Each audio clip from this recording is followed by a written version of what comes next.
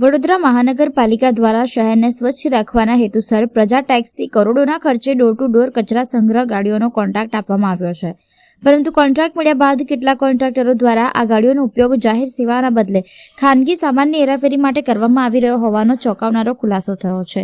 આથી શહેરની સ્વચ્છતા વ્યવસ્થા ખોરવાઈ રહી છે તેમજ નાગરિકોના વેરા પૈસાનો ખુલ્લેઆમ દુરુપયોગ થતો હોવાનો ગંભીર આક્ષેપ ઉઠ્યો છે.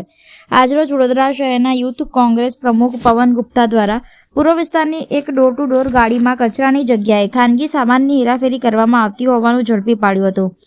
ઘટનાનો વિડીયો અને પુરાવા સાથે પવન ગુપ્તાએ તાત્કાલિક વોર્ડ કચેરીમાં રજૂઆત કરી હતી. તેમણે આ કૃત્યને જનતા સાથે છેતરપિંડી ગણાવી કોન્ટ્રાક્ટર સામે તરત જ કડક કાર્યવાહી કરવાની માંગ કરી હતી. રજૂઆત બાદ અધિકારીઓએ આ મામલો ગંભીર ગણાવી દંડાત્મક કાર્યવાહી હાથ ધરવામાં આવશે તેવી ખાતરી આપી છે. સાથે જ યુથ કોંગ્રેસ દ્વારા આવા કોન્ટ્રાક્ટરોનો કોન્ટ્રાક્ટ રદ કરવા, તમામ ઝોનમાં કડક વોચ રાખવા તેમજ નિયમ વિરોધી કામગીરી થતી હોય તો યોગ્ય પગલાં લેવાની માંગ કરી છે.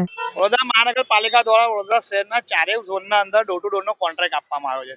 પહેલા ડોર ટુ ડોર ગાડીઓમાં લોકોના જનતાના ઘરોના કચરા લેવામાં આવતા હતા.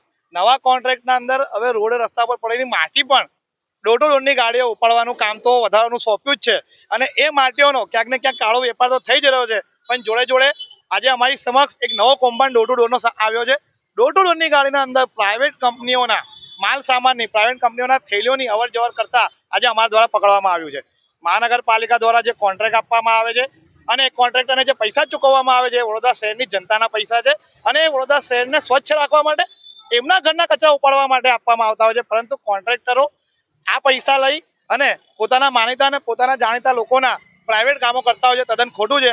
આની રજૂઆત અમે વોર્ડ ઓફિસર લેવલે કરી છે અને અમને ત્યાંથી એ સાંત્વના બી મળી છે કે આવનાર દિવસોમાં કોન્ટ્રાક્ટરને દંડ આપવામાં આવશે. જો આવનાર દિવસોમાં દંડ આપવામાં નહીં આવે તો આના ઉપર અમે ઉગ્ર રજૂઆત કરીશું અને આ કોન્ટ્રાક્ટરને દંડ થાય, આ કોન્ટ્રાક્ટરનો કોન્ટ્રાક્ટ રદ થાય અને જોડે જોડે આના જેવા અન્ય ઝોનમાં જે કોન્ટ્રાક્ટરો છે એના ઉપર બી વોચ રાખવામાં આવે એવી અમારી માંગ કરવામાં